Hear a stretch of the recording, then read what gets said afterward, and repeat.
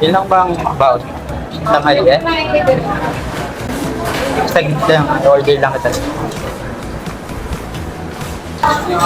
Ate, pwede pong pa-order po ng isa pong kanin, saka po kalahati po nitong adobo para po sa kanya.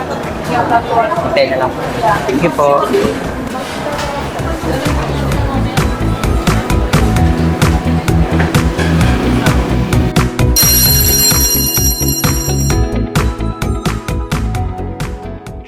Good morning, class.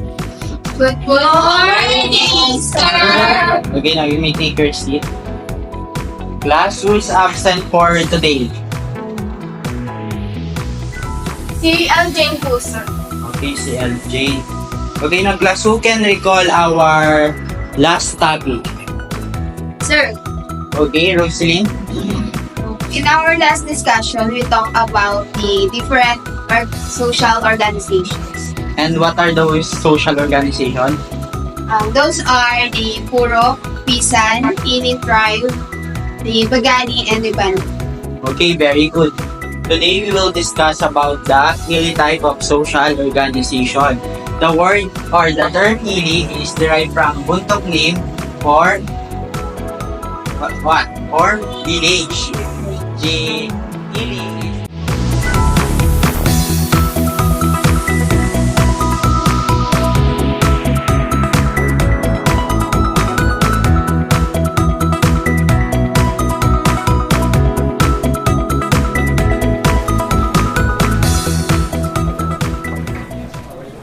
Jane, sandali. Pwede ba kitang makausap saglit? Sige po, sir. Napansin ko kasi na palagi kang wala sa klase. Meron bang problema? May problema ka ba sa bahay? Pasensya na po, sir. Kailangan po kasi ako sa bukid. Wala po kami kakainin kung hindi ako sasama sa pagkakas. O, ganun ba?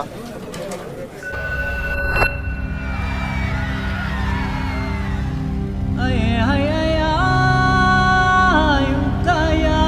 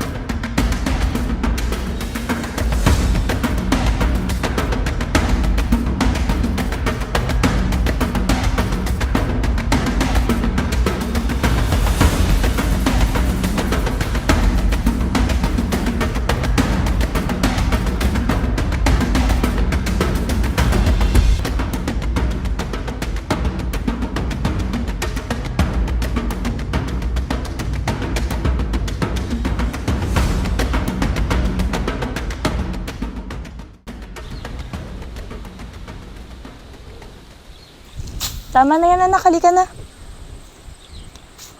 Pasensya ka na, ha? Di naman natin piniling maging isang kutitan kung saan napakababa lamang ng estado natin sa lipunan. Wala tayong pagmamayaring lupain, bukirin, wala rin tayong hayop na pwedeng pagkakitaan. kailangan nating magtrabaho araw-araw para may makain. Kumbagay tayo ay isang kahig isang tuka lamang. Pasensya ka na. Nanay, ano po meron doon? Bakit sila nagtitipon-tipon? Yung mga yan anak, sila ang tinatawag na katsangyan. Katsang yan. Ano po ang katsang yan? Ang mga katsangyan, sila yung may ituring natin na matataas ang estado sa lipunan. Kumbagay, meron silang mga ari-arian, meron silang palayan, bukirin, meron din silang mga halagang hayop. Kumbaga ay maganda ang kanilang buhay. At sa nakikita ko ngayon ay parang sila ay magdiriwang ng isang kasal. Tayo pumunta doon nang tayo makakain ng masarap ngayong araw. Sige po.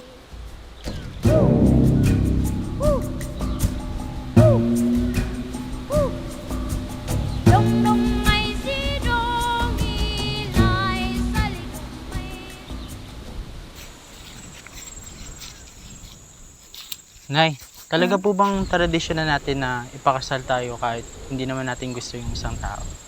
Oo anak, nakikita mo sila.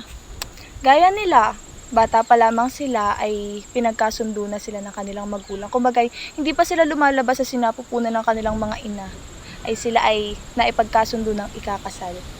E paano po yan? May posibilidad po ba na maghiwalay sila? Kasi nga po hindi po nila gusto ang isa't isa. Oo, lalo kung wala silang anak, madalas itong nangyayari. Pero, kapag nagkaroon na sila ng anak, bibihira nang mangyari ang naghihiwalay pa ang mag-asawa. E paano po yan? Kapag po naghiwalay sila, hindi po ba't may mga ari-arian po silang namamana? Kanino po mapupunta yun kapag naghiwalay sila? Ganito iyan. Halimbawa, yung kasal na iyan. Ang magulang ng babae ay magbibigay sa kanya ng hain. At ganun din ang magulang ng lalaki. Ang ari-ari ang ibibigay sa kanila ng kanilang mga magulang ay mananatiling pagmamay-ari nila. Di ba na lamang kapag sila'y nagkaanak, ito ay mapupunta sa kanilang anak o maibibigay nila sa kanilang anak.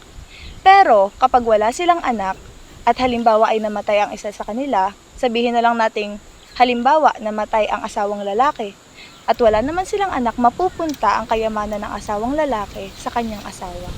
Siya, sige, nakukuha lamang ako ng ating makakain. Sige po.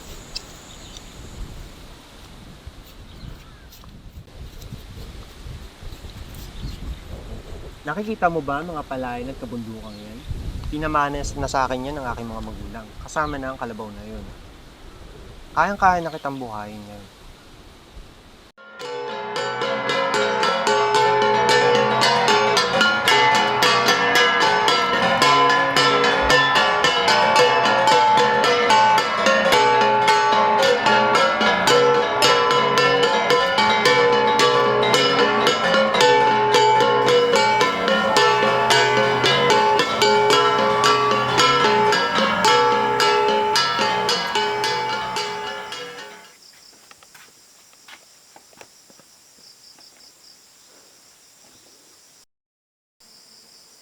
Hindi ka pwede pumasok diyan. Bakit po? Ano pong ginagawa nila? Sila yung nagpaplano tungkol sa ating tribo. At kung ano mang desisyon ng ating pinuno ay pinag-iisipan at pinagpaplanuhan ng iba pang nakakatanda sa ating tribo. Pwede po bang magtanong? Ano yun? Masaya po ba kayo nung ikinasal kayo? Oo naman. Tsaka kung di ka masaya basta nasa mayamang kang pamilya, pwede ka pa rin magpakasal sa iba pang nagugustuhan. Ibig sabihin po marami pong asawa. Oo, gano'n na nga. Kanina pa kita hinahanap, gabi na. Pasensya na po. Halika na, nandun ang pagkain natin. Malamig na. Anak, ikaw ay huwag basta-basta makikipag-usap sa kung kani-kanino, ha? Natanong ko lang po sa kanya yung tungkol po sa pagpapakasal. Nabanggit po niya sa akin na may pagkakataon po na pwede pa pong mag-asawa yung mayayamang pamilya. Tatanong ko lang po kung yung mayamang pong pamilya na yun, may pagkakataon po ba na nagkakaroon po sila ng anak sa labas? Oo, anak. Nagkakaroon sila ng anak sa labas. At saka yung anak sa labas na yun, nakakakuha rin siya ng mana sa kanyang ama. At karaniwan, ang binibigay na mana ng kanyang ama ay yung mga ari-arian na hindi niya pa naipamamana sa kanyang ibang anak. O siya, tama na ang tanong, halika na tayo kumain at bukas babalik na naman tayo sa trabaho para lang tayo makakain. Sir, ayos lang po ba kayo? Oo. Okay lang ako. Basta kapag absent ka, magsabi ka sa akin, ha? Saka, alam mo na kahit mahirap ang buhay natin, magpatuloy ka pa rin sa pag-aaral mo ha. Opo, sir. Salamat. Sige. Mga bata, i-inform ko lang kayo na sa susunod na araw ay isasagawa na natin ang ating field trip. Tayo ay pupunta sa isang tribo para mas maunawaan niyo pa ang ating topic ngayong semester na ito. Para malaman niyo ang kanilang tradisyon at kultura. Excited na ba kayo sa ating field trip?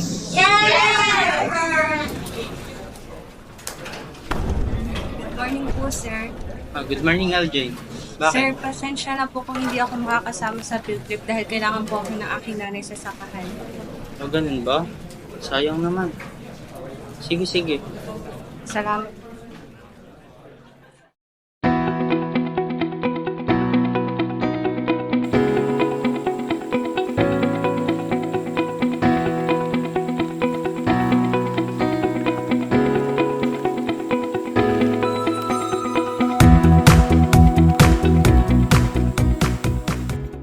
Mga bata, last meeting we discussed about the Ili tribe.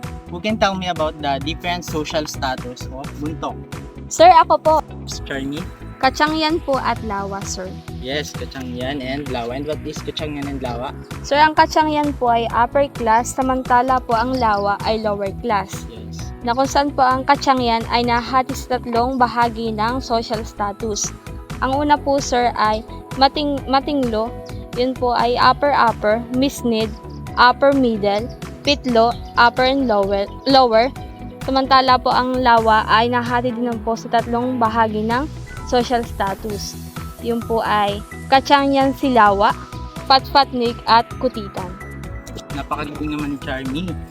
May nahahati nga tayo sa Kachangyan at Lawa. Ang Kachangyan ay ang mga upper class o yung mayayaman. Samantalang ang Lawa ay yung mga medyo hindi nakakaangat sa buhay. Alam nyo ba, class, na ako ay isang parte o part din ako ng Ili tribe. Ako ay kasama sa Lawa o yung Kutitan. Ang mga Kutitan, gaya nga nasabi ni Charmy, ito yung mga individual na walang pagmamayari o kahit anong lupain, palayan o kahit anong hayop na pwedeng pagkakitaan. Kami ay nagtatrabaho sa mga Kachangyan o yung mga nasa upper class nang sa ganun ay meron kaming makain sa araw-araw. Sir, di ba nakakaangat ka na sa buhay at may lang ka ng negosyo? Di ba mayaman ka na? Hindi kabilang ka na sa mga Kachangyan o yung upper class? Grabe ka naman sa biglang yumaman. Ang mga Kachangyan o at yung Lawa ay mananatiling Kachangyan pa rin o sila pa rin yung ganong estado pa rin ng buhay nila, ganyan din sa Lawa.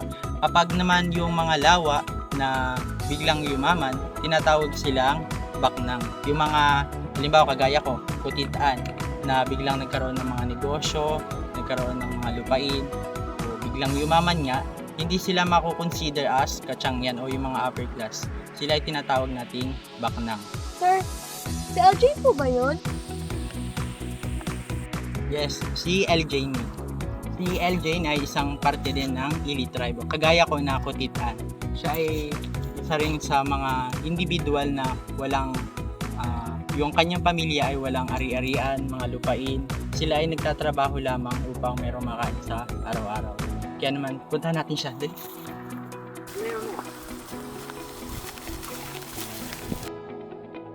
Hello, sir. Bakit andito po kayo?